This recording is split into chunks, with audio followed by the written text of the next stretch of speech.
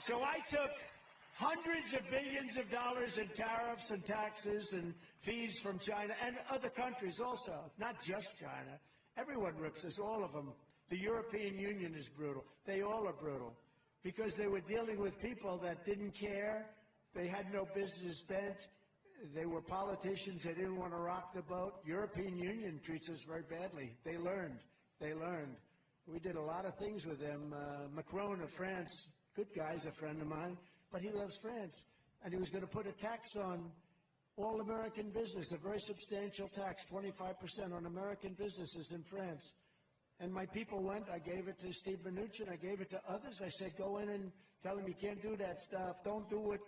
And they came back and they were unable to make a deal. I said, I'll give you another couple of days, just tell him I don't want it. He came back, they said, can't make a deal. I called up Macron of France, the head, nice guy, loves France, you know, likes France, he's a friend of mine. But I said, Emmanuel, hi, Emmanuel. How are you, Emmanuel? Oh, Donald, I love you so much. You're doing such a good job. I said, thank you very much. I agree. But let me just tell you, Emmanuel, you're putting a big tax on American companies doing business in France. You can't do it. Oh, it's too late. Oh, I wish you would have called me early. It's too late, darling. I cannot do it. I said, yeah, you're going to do something about it. You got to do it. Are you going to do it? I won't be able to. I said, let me just tell you something, Emmanuel. Are you ready? Every bottle of wine and champagne that comes into the United States, this was a Friday evening, starting on Monday morning, is going to be taxed and tariffed at 100%. Every single bottle of wine and champagne from France will be taxed at 100%. No, you cannot do that. I said, I can do it. It's done. I have an order right in front of me. I'm signing it.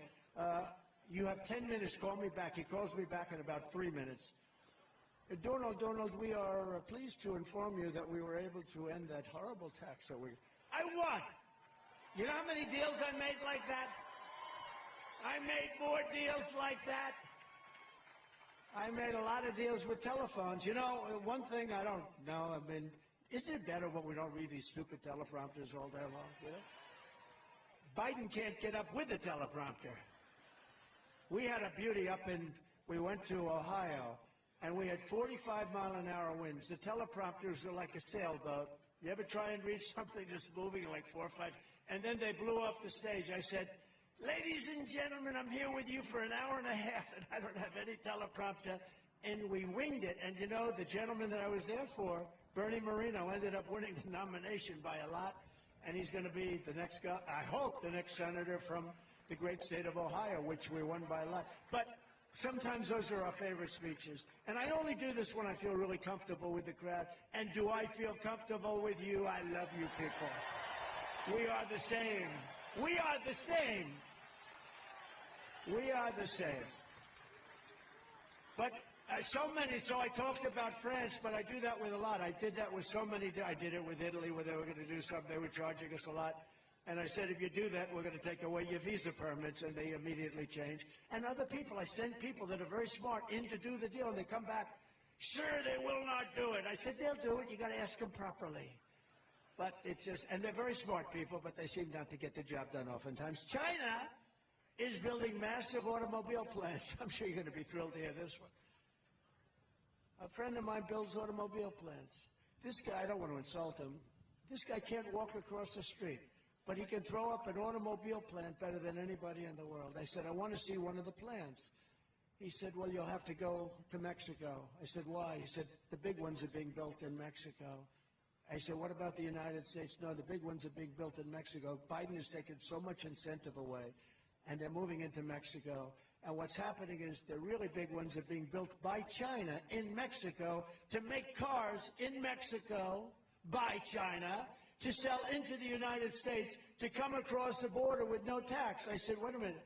You mean the big automobile plants under construction now are being built in Mexico? That's right. Now, he didn't care. He builds them whether it's here. He doesn't care. He just, he's a guy who builds plants. He's the biggest in the world.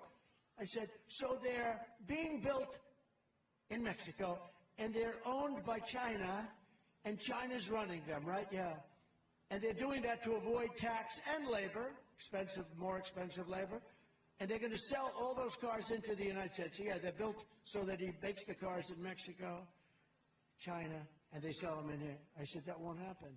I said, I will put a 200% tax on every car that comes in from those plants, and they're not going to do that because they'll destroy our automobile business. And Biden doesn't want to get involved, and those aren't electric vehicles necessarily. Those are gas-powered vehicles, which he's not doing anything about. Do you notice he's trying to save the electrical vehicle, but not the gas-powered, which is the vehicle that everybody wants? So you don't have to worry about those plants if I'm elected. If I'm not elected, those plants are going to close up every automobile job in America. You won't be making one automobile in the United States of America. And the United Auto Workers, who, you know, I'm leading in Michigan by a lot, because they're run by an incompetent man that endorsed Crooked Joe Biden. And the first thing he does is sign this electric vehicle, this mandate, that where they're going to go crazy. They're going crazy with the electric car, costing us a fortune. We're spending hundreds of billions of dollars subsidizing a car that nobody wants and nobody's ever going to buy. And it's just a shame. You see it. It's so stupid.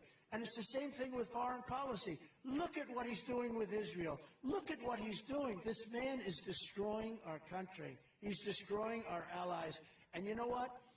I was tough on our allies, too, because our allies always took advantage of us. But once I got them straightened out, it was fine. I mean, we had NATO, and they weren't paying their bills. And they said, well, what are you going to do? He said, you know, Obama came in, and he'd make a speech, and he'd leave. Bush would come in, he'd make a speech, and he'd leave. Trump came in, he made a speech, and he went back, he said, you guys aren't paying your bills.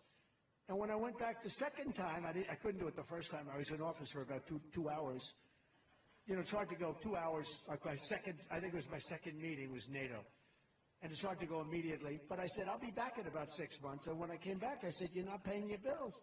And they looked at me, they said, well, you mean to tell me, because I said, you got to pay your bills, or we're not going to protect you with NATO.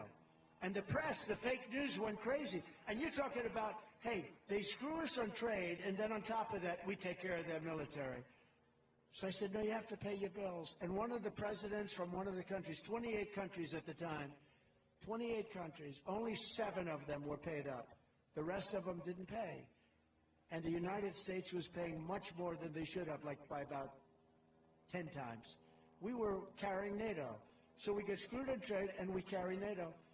And I said, if you don't do this, we got problems. And one of them stood up and said, sir, do you mean to tell me that if I'm attacked in this very big country, if I'm attacked as a country by Russia, you will not defend me? I said, are you delinquent? He said, well, let's say I was.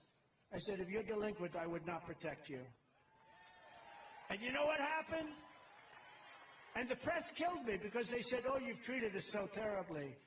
They respect you more. They like me more than they like other people. They understand. They can't believe they got away with it. For years and years, they got away with it. South Korea, we're paying for their military. We have 42,000 soldiers there. They pay us like nothing. I changed that. But now Biden, I understand, wants to break it. He thought I was too rough, and they're paying too much. They make a fortune. They took our shipping industry. They took our computer industry. They took so many different industries, and they're making a lot of money. They can pay for their military. And these are the things I was doing as president. Are you enjoying this? Let's get on to another subject. But Europe is being flooded with Chinese cars, and they don't know what to do. Right now, you know, China wants to take over the cars all over the world. They just want to make the cars for everybody, right? That's wonderful. But we'd like to keep our jobs, if you don't mind. But I'm not going to allow it to happen in our car and truck industry. We're going to make sure that our industry grows. It's going to grow like a weed. By the end of my 4th year, our car and truck industry will be triple the size of what it is now, and jobs will be flourishing. We will be setting records in auto jobs and truck jobs. Under Biden, it will all be gone. You will not have any car maker. That's a big, important industry, too. You can't lose it. You're going to lose it. They're going to lose it. I see what's happening already, and I think that's why I'm up, because the United Auto Workers and Auto Workers General are very smart people, and they see what's happening. And I'm up in Michigan, I believe, because of it. And I'm way up in South Carolina. In fact, we had a little skirmish with the governor, and did we win by 40 points or 50 points? And that's fine. That's fine. We get along with everybody.